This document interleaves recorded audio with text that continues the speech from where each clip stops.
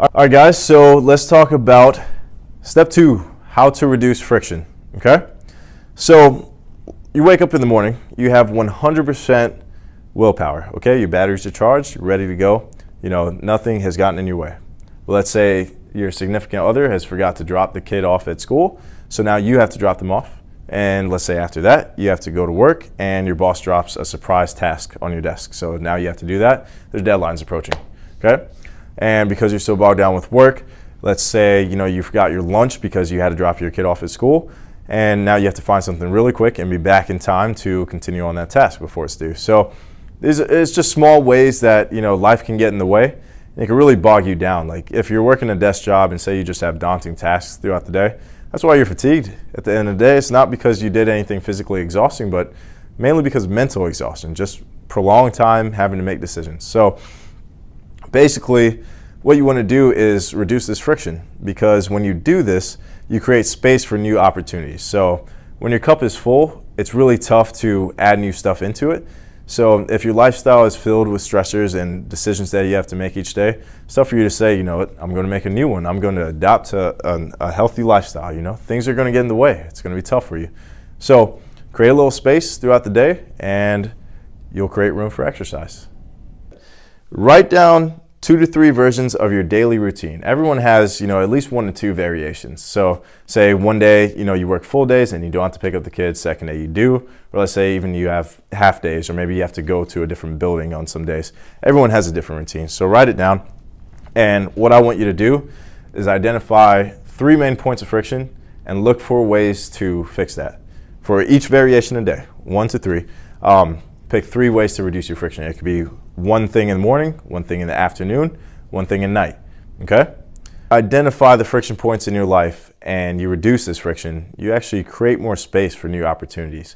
So if your cup is already full, it's really hard to add more to it because, you know, your schedule's packed. You know, it's hard to factor in an hour-long workout or even 30-minute workout. So basically reduce the friction and you create new space for healthy lifestyle habits. And let's talk about how to do that. Here are some examples to minimize friction. Say you have one daunting task and you hate to do that. Let's say a school teacher, okay? And let's say every day you have to grade papers, or maybe every 2 days, and you have this favorite TV show. Let's say you record that, and because it's kind of boring to grade papers over and over again, let's say you pair that up with your favorite TV show. Either you do it right before, so you kind of have, you know, the carrot at the end of the stick, you know that that TV show is waiting for you as soon as you finish.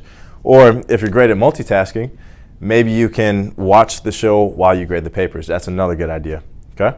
Another good way to reduce the friction is plan out your day the night before. It seems so simple, but it's tough. You know, say you put out your outfit for work and everything. You cook your breakfast the night before, like overnight oats, that's a good one. Or maybe you boil an egg the night before so it's already ready to go. It's another good one too. Small things like this, reducing the friction, really helps with stress relief and maintaining your energy levels throughout the day. All right, so let's talk about some of the most important switches that I want you to do. I want to help you get the most out of your healthy changes. So if you're going to change any meal throughout the day, start with breakfast. You know, if you start with the first meal of the day, it's not going to go to crap by lunch or by dinner.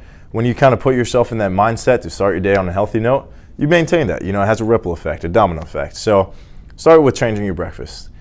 Second, start with a mini morning workout. That's tough for some people, so that's why I included it second. But when I say mini, like 7 minutes, you know, 5 to 10 minute workout, like that is perfect. If you wake up an extra 30 minutes and do a 10-minute workout, you know, that's 20 extra minutes that you don't have to rush because you're already up. So, and you know, you're more energized. You jump-started your brain. That's a really good way to start your day on the right note, and that'll carry on with you throughout the day. A simple way to do this is just make a healthy change before 10 a.m. You know, you don't have to work out.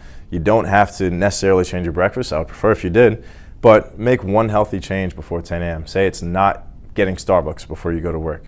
Say it's, you know, not having, I don't know, pancakes or something like that. Make one healthy change, one healthy switch before 10 a.m. and you'll be well on your way to adopting healthy lifestyle habits. All right, guys, so that concludes step number 2. Hope you learned a lot. Let me know if you need any additional advice or if you have some, success stories. Okay? Thank you.